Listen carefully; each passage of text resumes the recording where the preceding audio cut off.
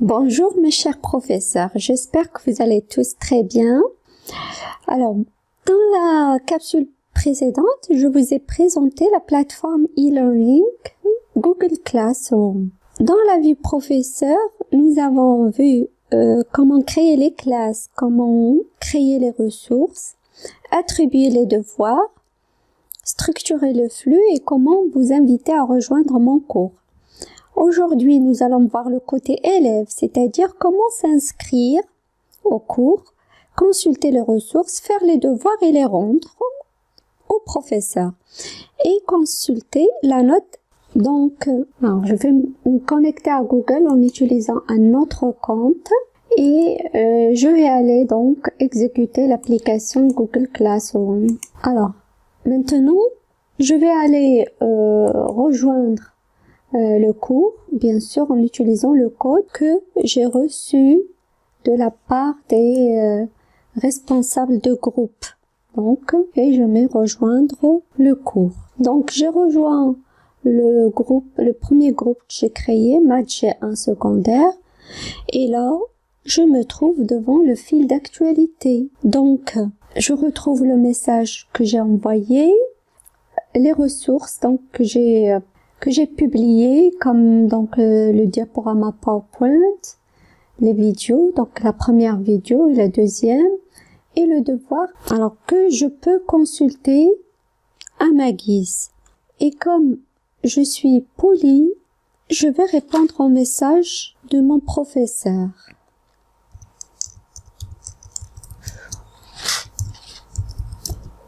Et je poste. Donc là, j'ai ajouté un commentaire au post envoyé par Madame Anwar. Dans cette interface, vous pouvez aussi envoyer un post à votre classe. Donc, vous pouvez partager une information avec votre classe. Ici, dans le menu, on remarque déjà que dans cette vue, donc c'est-à-dire la vue élève, il n'y a pas le menu notes, puisque ce menu est réservé aux professeurs. Dans le menu travaux et devoirs, vous ne disposez pas non plus de fonctionnalité de création de ressources. Et dans le menu personnes, vous ne pouvez que consulter les participants, donc l'enseignant, bien les enseignants et les autres élèves.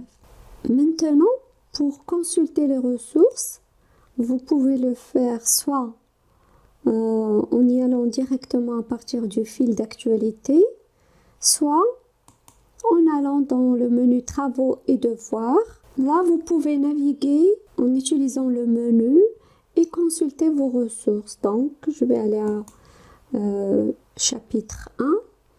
Donc, là, je peux aller consulter la diaporama PowerPoint que j'ai mis dans le post que j'ai partagé. Je peux donc aller voir aussi la vidéo de présentation du référentiel.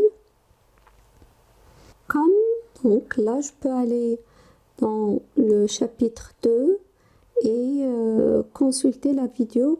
Donc, la vidéo que j'ai partagée en utilisant un lien vers YouTube. Là, nous allons voir comment consulter et rendre un devoir. Donc, je vais aller travaux et devoirs et je vais aller chercher donc mon devoir dans le menu, dans le dossier travaux à rendre.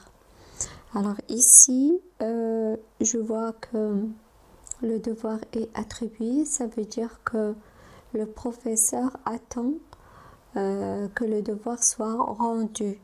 On voit que la date limite du devoir c'est le 6 mai. On voit qu'il y a un fichier joint donc qui contient la consigne. Donc on peut aller consulter. Donc voilà, c'est un document Word qui définit l'objectif et les questions, les consignes du devoir. Je vois aussi que on a attribué une grille d'évaluation à ce devoir qui contient 6 critères et qu'il est noté sur 40 points. Donc maintenant je vais aller donc voir le devoir. Donc je clique sur le lien. Donc là, l'état que le devoir il est attribué, il n'est pas remis. Donc quand on va remettre le devoir, on verra que il a l'état remis. Alors comme j'ai dit tout à l'heure, le barème de notation il est sur 40 et là on voit les détails de la grille d'évaluation qui a été adoptée. Donc on a 6 critères, voilà, donc 5, 2, 4, 14 et 10. Donc suivant les questions, nous avons un barème pour chaque critère. Et donc on voit que pour chaque critère il y a seulement 2 niveaux, 5 points satisfaisants, 0 points pas satisfaisants. Et que donc là on peut voir les détails, la description des performances attendues de chaque niveau. Donc par exemple ici le premier niveau indique qu'il faut citer 5 ressources numériques pertinentes pour la discipline. Et donc on peut consulter directement tous les critères avec les performances attendues pour chaque critère. Très bien. Alors maintenant, nous allons voir la partie qui nous permettra de rendre le devoir. Donc, c'est là où il faut ajouter ou créer la ressource que vous allez envoyer à votre professeur. Donc, il faut d'abord ajouter ou créer la ressource et par la suite rendre le devoir, donc marqué comme terminé. Donc supposons que mon devoir je l'ai déjà fait et donc il est dans un fichier Word dans mon disque dur. Comme j'ai dit tout à l'heure, on peut soit utiliser un fichier sur le disque dur ou bien si on l'a déjà uploadé sur votre Drive, vous pouvez utiliser Google Drive. Donc là, je vais importer le devoir que j'ai déjà fait à partir de disque dur. Donc c'est comme tout à l'heure, on va sélectionner le fichier à partir de l'appareil. Donc on suppose que c'est ça mon devoir. Donc je vais prendre un fichier Word et que je dois importer. Donc voilà, le fichier Word est importé. Alors maintenant, il n'est pas encore rendu. Il faudrait d'abord cliquer sur rendre le devoir. Mais avant de cliquer ici, je vais vous montrer aussi la possibilité. Ce que j'avais dit dans l'autre capsule, c'est qu'on peut aussi créer des documents de telle manière à travailler directement sur un document Word. Et dans ce cas-là, quand on crée un document, par exemple comme ça, je crée, donc voilà, il y a création d'un document qui est automatiquement ajouté aux ressources que je vais envoyer à mon professeur. D'accord? Donc ici, je peux ajouter autant de ressources que je veux. Si j'ai besoin de joindre plusieurs fichiers, je peux toujours les ajouter. Donc, remarquez ce que j'avais dit dans l'autre capsule, que quand vous créez un document Google, il y a création automatique d'un fichier qui porte votre nom. Donc voilà, ici, il porte le nom de l'étudiant. Donc le professeur pourra voir que ce document appartient à cet étudiant. Et donc pour travailler, pour faire les modifications, il suffit de l'ouvrir et donc on a une interface Word qu'on peut utiliser, donc c'est un Google Doc, donc je peux répondre à mes questions. Et donc quand je suis en train de travailler ici, automatiquement j'ai pas besoin d'enregistrer puisque l'enregistrement se fait automatiquement parce qu'il y a une mise à jour. Et comme j'ai dit, il y a aussi la possibilité que le prof puisse accéder directement lorsque vous êtes en train de faire votre devoir. Le prof peut accéder et voir votre avancement sur le devoir, et il peut aussi ajouter des commentaires que vous allez qui vont être visualisés ici. Donc après avoir fini le devoir, il faudrait donc le rendre en cliquant sur rendre le devoir. Donc là, il vous dit qu'il y a 2 pièces jointes qui seront envoyées.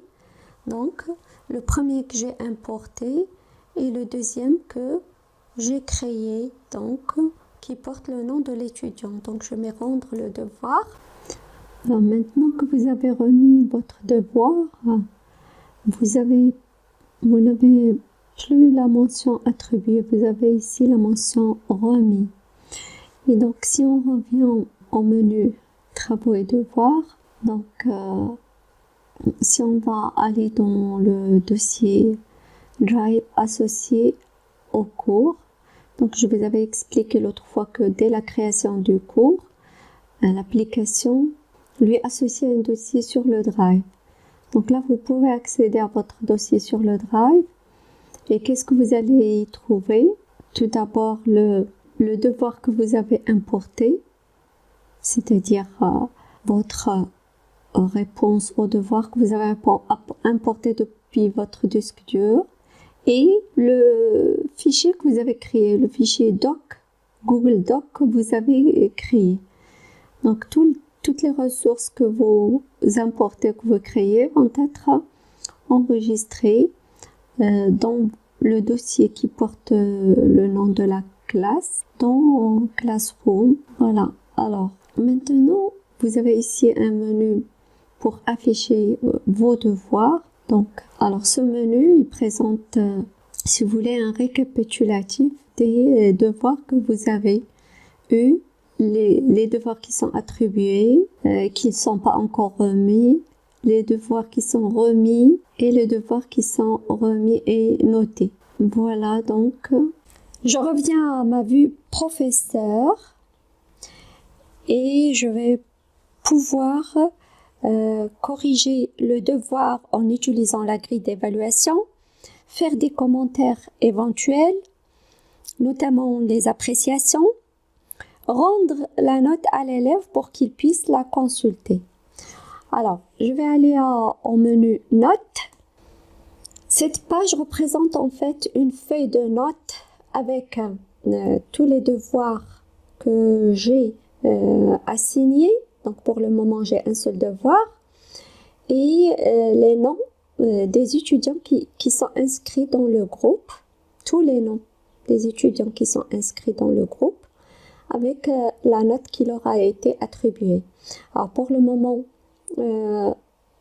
j'ai un seul devoir remis, donc il attend d'être noté. Donc je vais aller le noter tout de suite en cliquant sur le lien qui me mène vers le devoir en question. Alors ici, je vois que un étudiant a remis le devoir et l'autre, il est attribué. Ça veut dire qu'il n'a pas encore remis.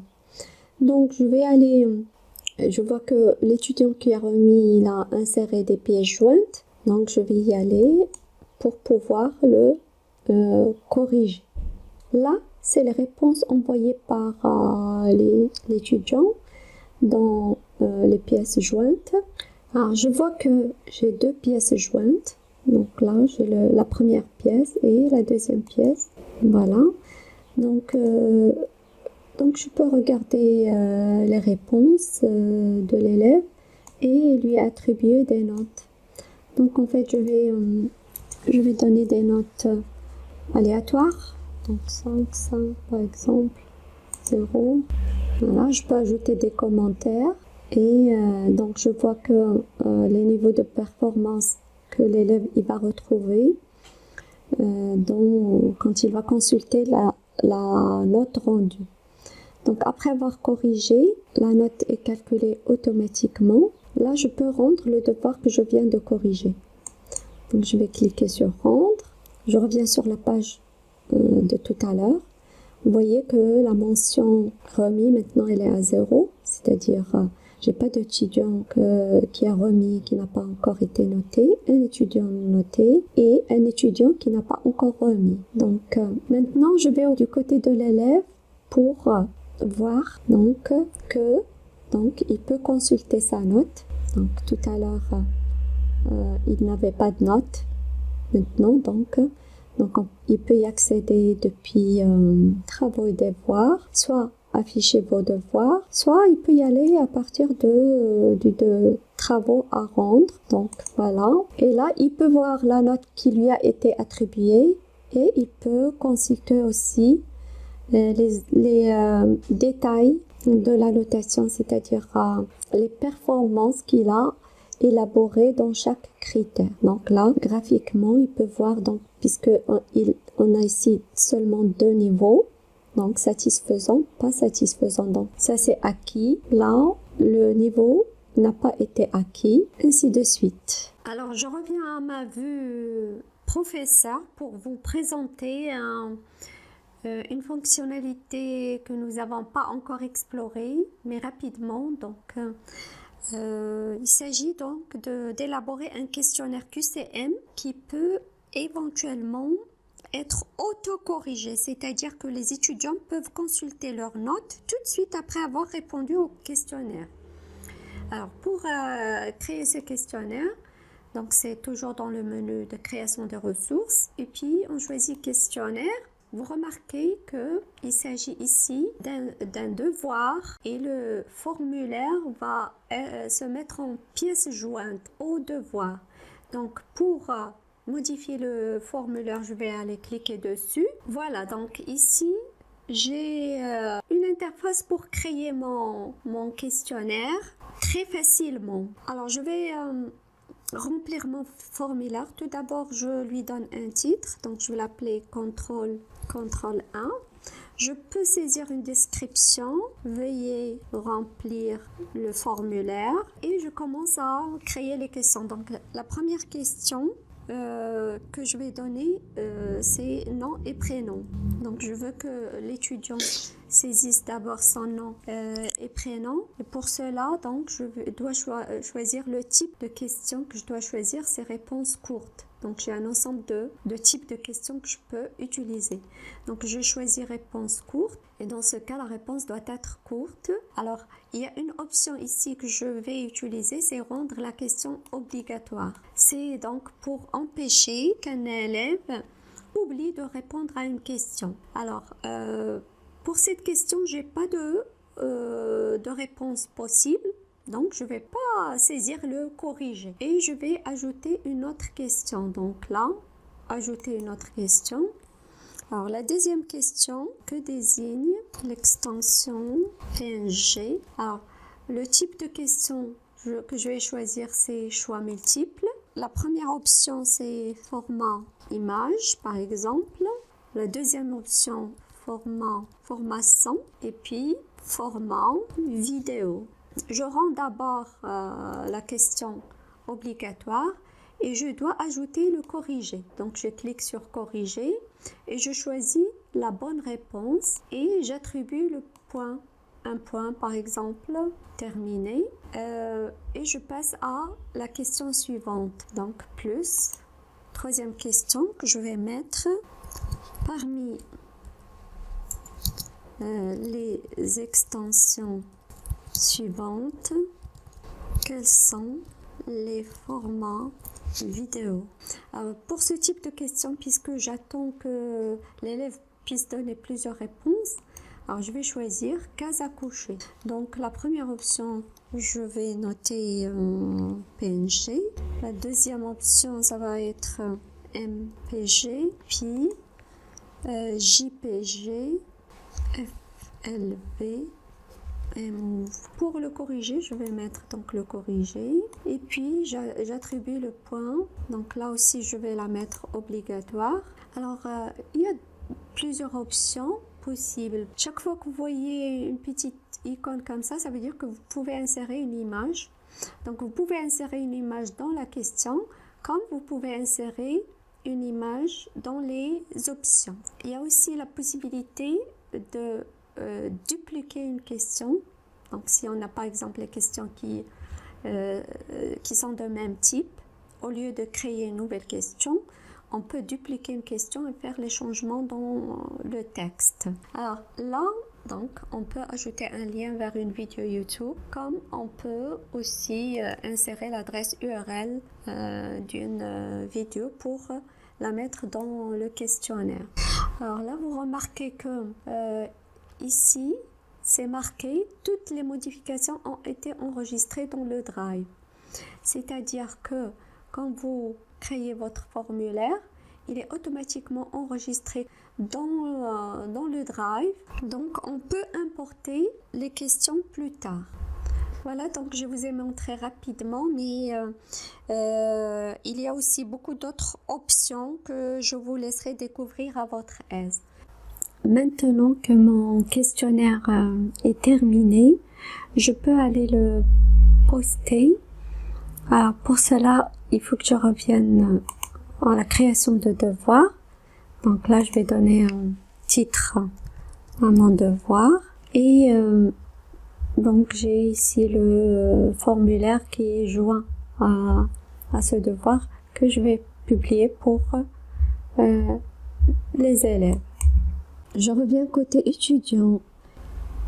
Je vais aller dans mon cours et je peux voir que le nouveau devoir a été, c'est-à-dire le questionnaire, a été publié et donc je peux aller le faire. Donc c'est un devoir attribué, mais il est aussi auto-corrigé, c'est-à-dire que je peux voir ma note directement après avoir fini la correction. Je vais introduire mon nom et je vais répondre aux questions.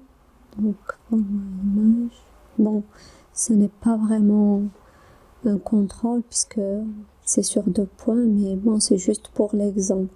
Alors, je submit mon questionnaire et je peux donc afficher la note. Voilà votre note. Alors, je reviens à l'interface professeur. Une dernière fonctionnalité avant de vous dire au revoir. On peut utiliser le menu pour créer une question, pour poser une seule question. Si on a par exemple besoin de recueillir l'avis des étudiants sur un point spécifique, ce type de question permet de recueillir rapidement le pourcentage des élèves qui répondent en faveur de quelque chose. Donc pour faire des sondages par exemple sur une question bien spécifique, et vous pouvez savoir combien d'élèves ils ont répondu par oui et combien d'élèves ils ont répondu par non. Je sais pas, par exemple pour leur demander si un concept a bien été assimilé avant de passer à une nouvelle activité. Alors, j'espère que cette capsule va vous aider à prendre en main cet outil qui est très accessible et super intéressant. Et je resterai à votre écoute pour les éventuelles questions. N'hésitez pas à me laisser vos commentaires sur la capsule vidéo et surtout envoyez vos questions éventuelles à mon email. Je vous remercie pour votre attention et je vous dis à bientôt.